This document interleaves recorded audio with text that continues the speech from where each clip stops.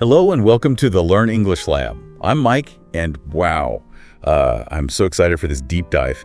We're going to be talking about how to describe your ideal day, in English. Not just learning the vocabulary, but really getting to the heart of what makes you happy. And to help us unpack all of this, we have the amazing Sarah, our language expert. I'm so happy to be here, Mike. It's going to be a great episode. So before we jump into the specifics of how to describe a whole day, what even is an ideal day, right? Is it like a checklist of activities or is it more of a feeling? What do you think? It's a good question, and it's tempting, I think, to go straight to those activities, but an ideal day is really personal. It's unique to you or to me. It's more about how you feel. Like at the end of the day, happy, fulfilled, at peace, that kind of thing, more than the actual things that you did. Oh, okay. So it's not necessarily about forcing myself to go for a run, but more about the energy and the sense of accomplishment I feel after I finish the run. Exactly. Someone else might feel that way after they curl up with a good book. It's all about what brings you joy, listener. So take a moment before we go any further and just think about that. What does ideal actually mean for you personally? Yeah. It's so easy to get caught up in what we think we should want, not what actually makes us happy. That's so true. But that's where the magic happens, when we actually focus on what makes us happy. Okay, so our listeners have thought about that a little bit. Now, how do they go about describing a whole day in English? It seems like a lot to put into words. Yeah, it can be a little bit overwhelming. But having a structure can really help. So think about it like the flow of the day. You start with the morning, then you move to the main activities that you would do. Maybe consider meals and breaks, and then how you would wind down at the end of the day in the evening. Okay, I like that. It's kind of like building a story scene by scene. Yeah. So let's walk through that a little bit. So starting with the morning, how would your perfect morning unfold? What time were we waking up? And what's the first amazing thing you do when you wake up? Okay, well, for me, I would wake up naturally. No alarm clock. Maybe 7 or 8 o'clock when the sun is just starting to peek in through the windows. And I would throw open those windows and let in the fresh air, and the birds are singing. Oh, that already sounds so peaceful. I can feel a gentle breeze. And listener, there's no right or wrong answer here. Maybe you're up before the sun, hitting the gym, or going for a run. Or maybe it's a slower start, like a slow breakfast, reading the news, and sipping some coffee as you ease into the day. Yeah. It's those personal touches that make it special. Instead of just coffee, it's like you're savoring the perfect cappuccino with almond milk or whatever your favorite is. Exactly. Those details make your description come alive and help people really understand what makes this day so special for you. Okay, so we've got the morning routine down. Now what? What are those key activities that would make this day truly stand out? Okay, now's the time to let your imagination go wild. Spending time with your loved ones, diving into a hobby that you're passionate about, or maybe going on some kind of adventure that gets your adrenaline pumping. Yeah, for all of our listeners who love the outdoors, maybe it's hiking to a stunning view or kayaking on a peaceful lake. Exactly. And for those who are more creative, maybe it's painting a masterpiece or writing a story or composing some music. The possibilities are endless. And it's not just the activity itself, right? It's about how you describe it. Yeah. So instead of saying, I would go kayaking, it's it'd glide across the mirror-like surface of a lake, surrounded by the beauty of nature. Yes, Mike. That descriptive language really paints a picture and brings that day to life for whoever's listening. And I think it's important to say that an ideal day doesn't have to be packed with activities. Right. Part of it could just be being relaxing and soaking in the present moment. Oh, absolutely. Rest and relaxation are just as important as any other activity. It's about finding a good balance. Now, I don't know about you, Sarah, but no ideal day for me is complete without some amazing food. So where does food fit into all of this? The culinary delights. This is another chance to really tap into those sensory details. Are we talking about a home-cooked meal? Or going to a cute little restaurant? Or packing a picnic basket and enjoying your meal in nature? Ooh, a picnic sounds nice. I can picture it. A checkered blanket under a shady tree, sun on my face, the smell of fresh bread and fruit in the air. I love it. You see how those details make it come alive? It's about that full experience, not just eating. All right, so we've had an amazing morning, we've done our activities, Yeah. and we've had some great food. Now it's time to wind down. How does your ideal day come to a close? What's that perfect evening routine? Well, for me, it would be something calming and restorative, like reading a good book by the fireplace, maybe taking a bath, or just spending time with family sharing stories and laughter. That sounds so nice. For others, it might be a little bit more entertaining, like watching a movie under the stars or going to a concert. Yeah, anything that brings you joy as you get ready to go to sleep. Speaking of sleep, I am feeling relaxed. Just talk about all of this. But before we drift off to dreamland, we have to talk about something. Oh, really? What's that? Well, it's the power of language. We've been hinting at it throughout this conversation, but how important is it to use really descriptive language when you're describing your day? Oh, it's so important, Mike. Descriptive language is what makes your ideal day come alive for other people. It's what turns a simple sentence like, I went to the beach, into a more captivating experience. Like, I spent a relaxing day at the beach listening to the soothing sound of the waves crashing on the shore. Wow, you just transported us there. I can feel the sand between my toes and smell the salty air. Exactly. Vivid adjectives, evocative verbs, sensory details, they all come together to create that immersive experience. So how can our listeners start building their descriptive vocabulary? Any tips for making those words stick? One really good way is to just be more mindful of the language you encounter every day. Like, pay attention to how authors or speakers or even your friends use words to create those images and feelings. So it's like turning your everyday life into a little language lesson. Precisely. You could also keep a vocabulary journal. Write down new words and phrases and their definitions, and maybe try using them in some sentences. That's a good tip. And I bet that making flashcards or using those words in conversation with a friend or language partner can really help solidify them. Absolutely. The more you actively engage with new vocabulary, the more natural it's going to become. Okay, so we've given our listeners some strategies for improving their language skills. Yeah. Now, I'm kind of craving a concrete example. Can we look at a sample ideal day description and see how all these elements come together? I would love to. Let's take a look. Okay, so this example starts with the morning. And wow, they really set the scene. They talk about waking up feeling refreshed and full of energy, and that already tells us so much about the day's tone. It does. And they go on to talk about opening their windows, letting in the fresh air and sunlight, and then they describe having a light breakfast, like toast with jam and fruit. All of these details create such a sense of peace and tranquility. And the imagery continues as they describe going for a walk in the park. They talk about how the weather is perfect, how the trees are green, the flowers are blooming. They even bring their camera to capture the beautiful scenery. And later they describe their afternoon at the beach. I love how they include that sensory detail of the soothing sound of the waves. It's like we can hear it ourselves. It's so evocative. And they blend activities with feelings really well. They mention spending time with their best friend at a cozy cafe, laughing for hours, sharing stories. It's not just about the place, but about the emotional connection. It shows how shared experiences contribute to their happiness. And as the day goes on, they also include creative activities, like painting or writing. They talk about how these activities let them express themselves and their creativity. It's just a really well-rounded picture of a perfect day. It really is. They've done such a good job of bringing together activities, feelings, and sensory details. And I love how they end the day with a peaceful evening routine, spending time with family, reflecting on the day, and practicing gratitude. It's a beautiful way to end the day. It really is. This example just shows us how to describe an ideal day using vivid language and thoughtful details. But remember, listeners, this is just one example. Your ideal day will be unique to you. It'll reflect your passions, your values, and your dreams. Don't be afraid to let your personality shine through. There's no one right way to envision your perfect day. The most important thing is that it resonates with you. Okay, so we've seen a fantastic example. But before we unleash our listeners to create their own descriptions, I want to give them one more little boost. A vocabulary power-up. Ooh, I like that idea. A vocabulary boost can help our listeners express their day with even more detail. Exactly. And we have a handy list of words and phrases that we can share, conveniently organized by time of day or type of activity. Fantastic. A thematically organized list makes it so much easier to learn and apply new vocabulary. So for our early birds who are all about that morning routine, we have words like sunrise, fresh, peaceful, energizing breakfast, tea, coffee, exercise, walk, and yoga. And for those whose ideal day is a little bit more adventurous, we have words like relaxing, exciting, creative, adventurous, fun, enjoyable, fulfilling, and meaningful. I'm feeling inspired already.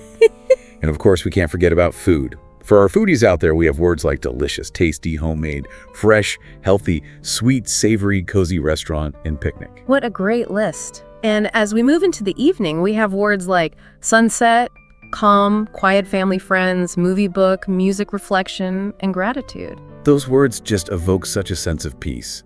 And finally, to capture that overall feeling of the day, we have words like happy, relaxed, joyful, content, peaceful, excited, fulfilled, and grateful. What a wonderful collection of words. It's like a treasure trove of language. Yeah. And remember, listeners, this is just a starting point. Don't be afraid to use a dictionary or a thesaurus, or look online for more words and phrases that resonate with you. The more you explore, the more you'll discover the richness and the nuances of the English language. So we've covered a lot today. From defining what an ideal day means, to exploring descriptive language and giving you a vocabulary boost. But there's one question we haven't answered yet. What's that, Mike? How can our listeners actually practice describing their ideal day in English? It's one thing to have all these great words and ideas in your head, but how do we put them into practice? You're so right. Practice is essential for learning any language. It helps us learn new vocabulary, become more fluent, and build our confidence. So let's brainstorm some fun ways to practice. What are your top tips? Well, one of the simplest and most effective ways is to just write it down. Take some time to craft a detailed description using all of the language that we've talked about. So it's like creating your own little blueprint for happiness. And don't worry about making it perfect. Just focus on getting your ideas down. And once you've written it down, you can practice speaking it out loud. This will help you refine your pronunciation and get more comfortable using those new words and phrases. If you're feeling brave, you can even record yourself speaking and listen back to it. That's a good idea. Listening back to yourself can be really helpful for noticing any patterns in your pronunciation or any areas where you might be stumbling over certain words. And why not share your ideal day description with a friend or family member or language partner? You can get feedback on your language skills, and you might even get some inspiration from hearing how others describe their ideal days. I love that idea. It's a great way to connect with others and learn from each other. And don't forget about visuals. If you learn best by seeing things, try drawing or finding pictures that represent your ideal day and use those as prompts to help you describe it. Visual aids are a great way to trigger your imagination and memory. So there you have it, listeners, a whole bunch of strategies for practicing your ideal day description and improving your English. The most important thing is to have fun and be creative. Don't be afraid to experiment and find what works best for you. Well, that brings us to the end of part 1 of our deep dive into describing your ideal day. We've covered a lot, but there's still so much more to explore. We'll be back with part 2 soon. Until then, keep dreaming big. Keep practicing and keep those language skills shining. Welcome back to the Learn English Lab. We're diving even deeper today into how to describe your ideal day and how to really make those descriptions fantastic. You know, Sarah, when we were talking earlier, I was thinking about something interesting about this whole idea of an ideal day. It's not just about practicing English. It's also a really great way to learn more about yourself. I completely agree. When we think about our perfect day, we're really revealing our values, our priorities, the things that are important to us. It's like we're looking in a mirror. And by putting those thoughts into words, we're not just improving our language skills, we're also understanding ourselves better. Exactly. And that understanding can help us make better choices in our everyday lives. I love that. Okay, so describing an ideal day is a fun way to practice English, and it's also a really meaningful way to learn about ourselves. But let's get back to some practical tips. Last time we talked about descriptive language. Can we go into a little more detail about that? What are some specific things our listeners can do to make their descriptions really stand out? One really powerful technique is to use all 5 senses. Don't just describe what you would see, but also what you would hear, smell, taste, and even touch. Oh, I like that. So instead of just saying, I would have a picnic in the park, I could say something like, I'd spread out a blanket under a shady tree and the smell of freshly cut grass would be all around. I'd bite into a juicy strawberry and savor the sweetness, and then enjoy the satisfying crunch of a fresh baguette. Exactly. Those sensory details pull your listener right into your ideal day and make it much more vivid and memorable. It's like we're right there with you, experiencing it. What are some other ways to make our descriptions more lively and engaging? Using figurative language can be really effective. Think about metaphors and similes. They can make your descriptions more interesting by creating comparisons. Can you give us an example? Sure. Instead of saying, the sun was shining brightly, you could say, the sun was a golden orb radiating warmth like a giant hug. Wow, that's much more vivid. What about similes? How can those help? Similes are great too. For example, instead of the clouds were fluffy, you could say the clouds were like cotton candy drifting across the azure sky. I love that imagery. It adds a touch of whimsy and makes the description more memorable. And don't forget about using strong verbs and adjectives. Instead of using weak or general words, choose ones that are more specific and interesting. Like instead of walk, you could use stroll, saunter, or hike, depending on where you're walking and how fast you're going. And instead of just saying happy, you could use ecstatic, joyful, or blissful to really capture how you're feeling. Exactly. Choosing your words carefully can really add depth to your descriptions and make them more captivating for your listeners. So it's not just about what we describe. It's about how we describe it. We need to find the words that really capture the essence of our ideal day and make it come alive for others. Think of it like you're painting a picture with words. The more vibrant and detailed your brushstrokes are, the more beautiful the final painting will be. I love that analogy. We've been talking a lot about using descriptive language, Yeah. but I think it's worth mentioning that sometimes less is more. Oh, that's a really important point. It's tempting to add in every detail, but sometimes a simple, well-crafted sentence can be just as effective as a long paragraph full of descriptions. It's about finding that balance between giving enough information to engage your listener, but not so much that you overwhelm them. Exactly. And finding that balance will depend on your personal style and the overall tone you want to create in your description. So we need to trust our instincts as storytellers and let the words flow naturally. Absolutely. And just like any skill, practice makes perfect. The more you experiment with different descriptive techniques, the more confident you'll become in expressing yourself. Speaking of practice, I have a fun challenge for our listeners. I love a challenge. Tell me more. Imagine that you're describing your ideal day to someone who doesn't speak English. How would you get your message across using only gestures, facial expressions, and maybe a few basic English words? What a great challenge. That would really force our listeners to think outside the box and communicate in new ways. Yeah, it would make them rely more on nonverbal cues, which is a really important part of communication. I love that idea. It's like a form of storytelling without using a full vocabulary. And who knows, maybe you'll inspire our listeners to learn some sign language. That would be fantastic. Communication is such an amazing thing. There's so many different ways to express ourselves and connect with others. Okay, before we wrap up this part of the deep dive, let's go back to the idea that describing our ideal day can be a form of self-discovery. It's a chance to really explore what's important to us and maybe even uncover some hidden desires or dreams that we haven't thought about before. As our listeners are working on their ideal day descriptions, I want them to remember that it's more than just an English exercise. It's a chance to connect with themselves on a deeper level. You said it perfectly, Mike. Welcome back to the Learn English Lab for the final part of our deep dive into describing your ideal day. We've talked about so much already, from descriptive language to that fun challenge of describing your day without speaking. Did you give it a try, listener?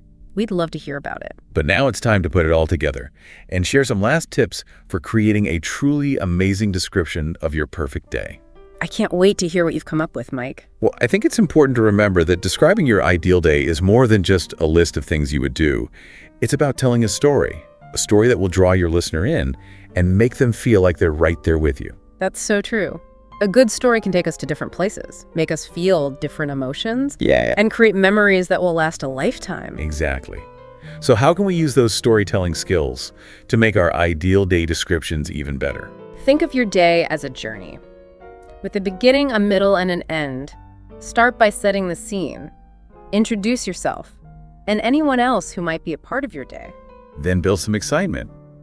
Describe the activities that you do, the challenges you face, the happy moments you experience. And to wrap it all up, talk about the overall feeling of the day and why it was so special. It's like writing a mini novel about our perfect day. And speaking of novels, one way to get better at storytelling is to pay attention to how authors create those amazing scenes in their books. Reading is such a great way to learn new techniques and get inspiration for our own writing. Notice how they use dialogue, sensory details, figurative language. All of those things can help create a really immersive experience for the reader. And don't be afraid to try out those techniques yourself. So we've talked about storytelling, we've talked about descriptive language, but there's one more important piece of the puzzle: grammar. Oh yes, grammar. The foundation of good writing. It's easy to get carried away with our creativity, but using correct grammar is essential for clear communication. What are some of the most common grammar mistakes that our listeners should watch out for when they're describing their ideal day? One common mistake is using the wrong verb tense. Since we're talking about a hypothetical situation, we need to use the conditional tense, which means using would plus the base form of the verb. So instead of saying, "I go to the beach," Yeah. we would say, I would go to the beach. Exactly. And it's also important to make sure your subjects and verbs agree. For example, if you're talking about yourself and a friend, you would say, we would go to the beach. Not, Hey. we would goes to the beach. Right. And don't forget about those articles. On a Carrick. They might seem small, but they make a big difference in how clear your sentences sound. And prepositions too, and twillem, they can be tricky, but they're really important for talking about time and location. Those are all great reminders, Sarah. And listeners, if you're not sure about a grammar rule, there are so many helpful resources available online and in libraries.